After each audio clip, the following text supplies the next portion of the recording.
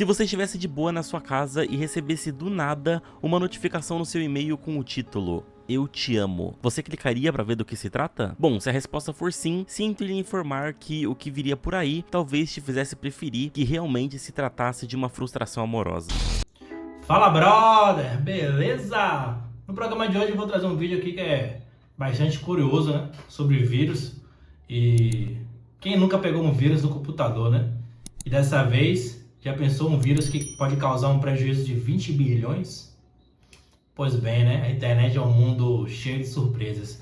Vamos assistir o vídeo e entender mais sobre isso. Me chamo Mendes e vamos nessa. Play!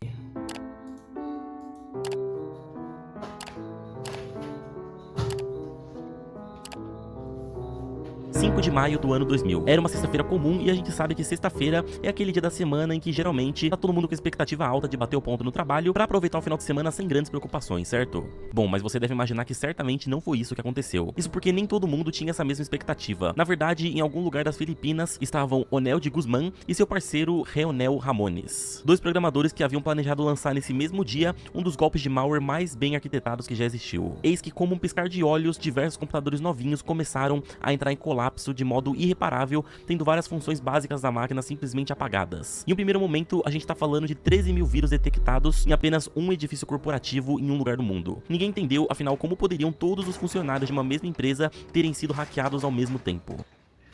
Pois é, acontece que isso não aconteceu apenas nesse prédio. Enquanto esse prédio tinha os PCs danificados, os PCs dos clientes dessas pessoas também eram danificados, e dos amigos dessas pessoas, dos amigos e assim por diante. Enfim, você já deve ter entendido que isso se trata de uma progressão geométrica, ou seja, cada vez mais gente espalhando malware pra mais gente. Então, pra você ter uma ideia de como o vírus funcionava, você recebia um e-mail com um arquivo, clicava nele e ele apenas não fazia o trabalho de estragar a sua máquina, como antes disso, ela enviava o mesmo arquivo automaticamente pra todos os seus contatos do e-mail, assim criando um ciclo. E isso é característica de um tipo de malware que eu já citei aqui no canal outras vezes, chamado Worm. Worms são aqueles malwares que se replicam com o objetivo de se espalharem para outros computadores, usando como caminho alguma brecha na rede ou no cabo. Nesse caso em específico, bastava seu computador estar conectado normalmente na internet e ter uma conta válida no e-mail para esse ser o terreno ideal para o golpe. Para vocês terem noção do estrago, isso foi tão longe que a estimativa é de que 10% de todas as máquinas mundiais conectadas à internet foram infectadas. Colocando na ponta do lápis, 10% de todas as máquinas conectadas na internet. Vocês têm noção do que é isso? Tipo, a gente tá falando aqui, brother, de... Nossa, eu não tenho nem como fazer uma referência aqui, velho. O quanto de computadores não deve ter conectado na internet, velho. Nossa, muito... Beleza que é muito tempo atrás, mas mesmo assim foi muita gente, velho. o prejuízo na época foi de mais ou menos 20 bilhões de dólares. Pouca coisa, né? E lembrando que estamos falando do ano 2000. Mas pera, talvez tenha passado pela sua cabeça, por que diabos as pessoas abriam esse tal arquivo? Bem, porque por trás disso, os hackers criaram uma estratégia surpreendentemente simples e extremamente eficaz. E pra entender isso, antes a gente precisa entender o contexto da época. Nos anos 2000, era comum que muitas pessoas que estivessem mexendo em computadores não soubessem nada além do básico. Eram pessoas que muitas vezes só sabiam abrir o e-mail e o Paciência Spider. Além disso, Inclusive, eu não sei como é que é nos outros lugares do Brasil, né? Mas nessa época aí, velho, quem ganhou muito dinheiro foi a Microlins, né?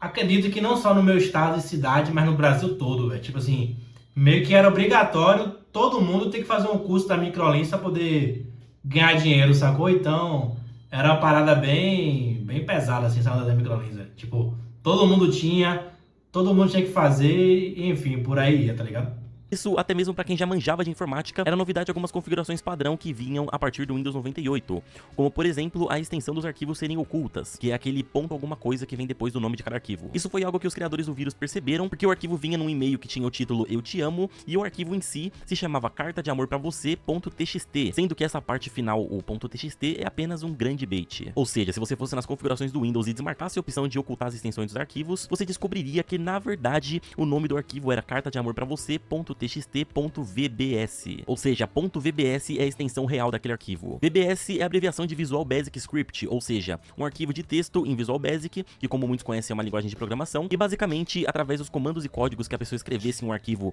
.vbs, ela dava utilidade àquele arquivo e funcionava da forma mais simples do mundo. Depois de salvo, bastava clicar no ícone do arquivo e ele executava seja lá o que o script estivesse mandando. Então, juntando esse script bem feito na época, mais uma estratégia de palavras que fez com que as pessoas tivessem curiosidade de clicar nos arquivos, e a falta de de conhecimento praticamente geral de que os arquivos podiam ser camuflados, resultou num estrago gigantesco, mundial. No caso desse malware que a gente tá falando, ao ser executado, o arquivo da cartinha de amor fazia um trabalho fatal. Primeiro, ele se multiplicava pelo PC, ficando por cima dos arquivos .jpg ou .mp3 e os trocava para .vbs. Em outras palavras, você perdia os arquivos que estavam no computador e isso era irreversível. Logo em seguida, ele modificava alguma chave de registro do Windows, comprometendo o funcionamento básico do sistema. Então ele acessava o seu Outlook e enviava um e-mail a partir da sua conta, dizendo para cada um dos seus contatos a seguinte frase: por favor, veja a cartinha de amor em anexo feita por mim, e anexava o vírus. Por fim, ele criava um arquivo chamado winbugsfix.exe, que dava a entender que era para reparar os erros, mas na verdade servia só para roubar senhas de usuário, sendo a cerejinha do bolo. Aliás, como o worm foi passando de pessoa para pessoa, uma hora chegou em gente que entendia de Visual Basic e que, ao invés de executar o arquivo,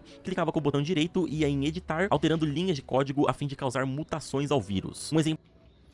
Pô, você tá nesse nível aí, realmente tem que ser um cara bem nerdola pra parar pra pensar sobre isso antes de abrir o arquivo, tá ligado? De mutação foi fazer o worm passar a crachar não só imagens e áudios, mas também arquivos .exe e .com. Bom, foi nessa altura do campeonato que os sistemas operacionais já sendo simplesmente explodidos, que os investigadores enfim descobriram que isso era uma criação de Guzmán e Ramones e os prenderam. Ao ser questionado, Guzmán alegou que esteve desenvolvendo um programa para roubar senhas como tese de faculdade, mas o projeto foi negado pelos avaliadores por obviamente ser ilegal. Por conta disso, ele aproveitou que já tinha criado e criou outro programa estruturado de forma similar. Segundo Guzmán, foi um acidente lançá-lo como worm. E acredite se quiser, por não haver inglês anti-malware na época e pelos criadores afirmarem que não sabiam que isso era proibido, eles foram liberados. Talvez essa seja a parte mais maluca da história, mas pelo menos serviu de estímulo para criarem essas regras, porque foi a partir daí que as leis antivirais foram criadas. Alguns youtubers gringos gravaram a tela dos seus Windows 95 ou Windows 2000 e testaram como o worm funcionava, crashando os arquivos e penetrando seus e-mails, e fica claro que isso é de fato algo meio impossível de se repetir hoje em dia. Primeiro porque, devido a casos como esse, os profissionais de TI viram a necessidade de investir na área de cibersegurança e, especialmente nos últimos 15 anos, passou a ser absurdamente mais difícil de um malware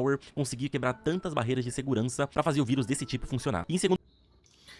E assim, né, galera, algo que é bom pontuar, hoje em dia muitas empresas investem em cibersegurança, tipo, quando você vai trabalhar, né, chegar na empresa e tal, e você quer abrir um YouTube, tá bloqueado. Você quer entrar na rede social, tá bloqueado. Alguns sites estão bloqueados, justamente para não dar nenhum tipo de margem de você clicar em um vírus, em alguma página contaminada, em uma propaganda maliciosa. Tem computadores que não aceitam pendrive, tá ligado? Tem que ser um negócio da rede, não sei o que. Então, assim, de fato, de um tempo para cá, evoluiu muito essa questão de antivírus em empresas e coisas afins, né? E hoje também a galera ainda cai, né? Na toa que tem um golpe aí do urubu do Pix. Clique aqui nesse SMS que você vai ganhar dinheiro. Muita gente cai ainda, né? Mas melhorou-se muito de alguns anos pra cá isso aí, velho. A galera já não é mais tão leiga como foi no passado, né? segundo lugar, porque hoje existe uma consciência maior dos riscos de você sair clicando em tudo que recebe pelo e-mail ou que aparece na internet, especialmente se for um arquivo num formato que você não conhece. Aliás, pra época, esse caso foi um grande exemplo de engenharia social mundial, né? O fato de tanta gente ter sido manipulado por uma suposta carta de declaração amorosa, seja movida por carência ou por curiosidade, acabou sendo um mecanismo crucial para esse worm ter virado uma arma de destruição em massa. O que fica depois de tudo isso é uma grande lição de responsabilidade no mundo virtual e, claro, uma história tão absurda que dependia de tantos fatores que provavelmente nunca mais vai ser repetido na história. Você quer se tornar um programa... E aí, gostaram do vídeo? Acha que é loucura, que é doideira essa parada de vírus, não existe mais? Ainda é um tema talvez um pouco relevante, enfim. Comenta aqui embaixo, manda para aquele seu amigo que é nerdola, que curte esse tipo de assunto, esse tipo de curiosidade. Deixa like aí, veja os outros vídeos também do canal, dá aquela força, beleza? Sou o Mendes e até a próxima. Fui!